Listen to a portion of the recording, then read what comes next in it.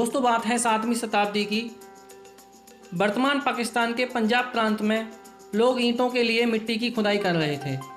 तब उन्हें वहाँ से बनी बनाई ईंटें मिली, जिसे लोगों ने भगवान का चमत्कार मान लिया और उनका उपयोग वह घर बनाने के लिए करने लगे। सन 1826 ईस्वी में जेम्स लुइस उर्फ चार्ल्स मेसन, जो भारत में ब्रिटिश सेना में था, वह सेना से इस्तीफा देकर पुराने सिक्के और पुराने स्थल की खोज करता हुआ यहाँ पहुँचा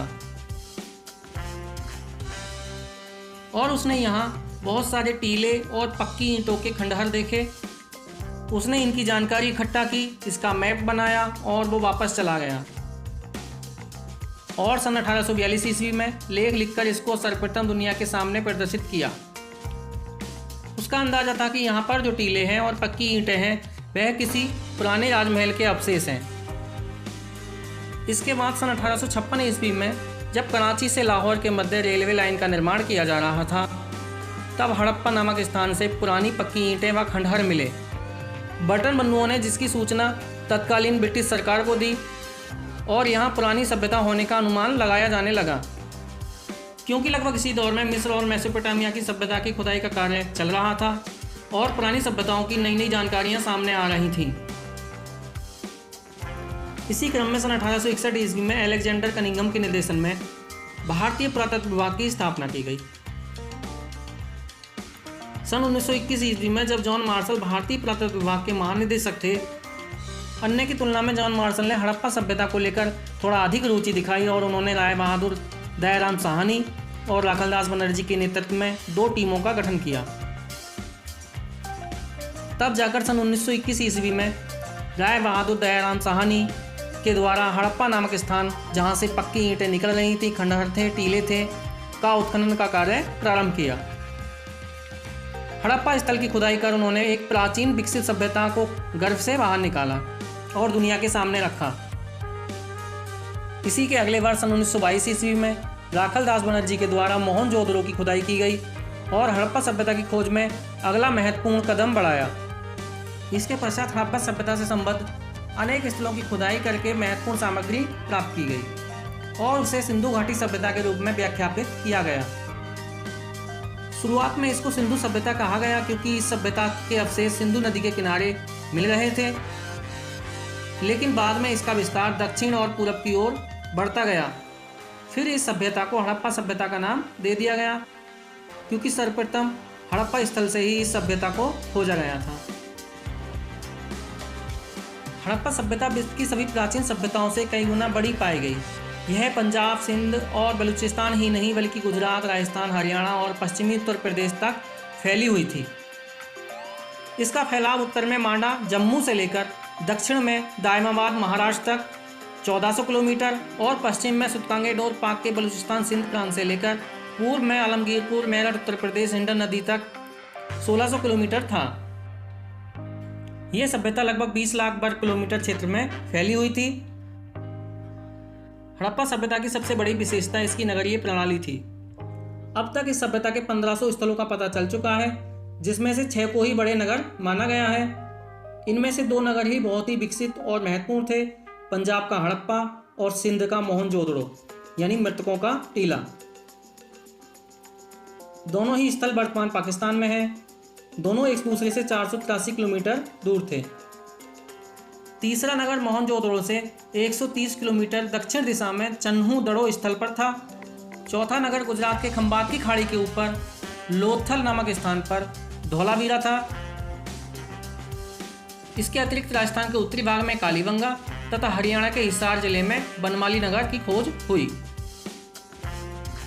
इस सभ्यता की सबसे विशेष बात यह थी कि यहाँ के नगर बहुत ही विकसित पाए गए। हड़प्पा और मोहनजोदड़ो दोनों नगरों के अपने अपने दुर्ग थे, जहाँ शासक वर्ग का परिवार रहता था। प्रत्येक नगर दुर्ग के बाहर एक उससे निम्न स्तर का शहर था, जहाँ ईंटों के मकान थे जिसमें सामान्य लोग रहते थे। इस सभ्यता के नगरों में भवन ग्रिड प्रणाली से व्यवस्थित थे। सड़कें एक दूसरे को समकोण पर काटती थीं। घरों का निर्माण एक सीध में सड़कों के किनारे व्यवस्थित रूप में किया जाता था। घरों के दरवाजे पीछे की ओर सहायक गलियों की तरफ खुलते थे। भवन 2 या 3 मंजिला भी बने हुए पाए गए। घरों में कई कमरे, रसोई घर, स्नानागार, बीच में आंगन की व्यवस्था थी। ये बात हड़प्पा सभ्यता में खोजे गए सभी नगरों में समान मिलती है। ईंटों की बड़ी बड़ी इमारतें देखकर अनुमान लगाया जा सकता है कि इस सभ्यता के शासक कितने प्रतापी और प्रतिष्ठावान रहे होंगे।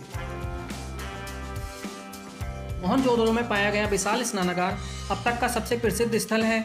ये 11.88 मीटर यानी 39 फीट लंबा और 7.01 मीटर यानी कि 23 फीट चौड़ा था और 2.43 मीटर यानी कि लगभग 8 फीट गहरा था। दोनों सिरों पर सीढ़ियां बनी हुई थीं।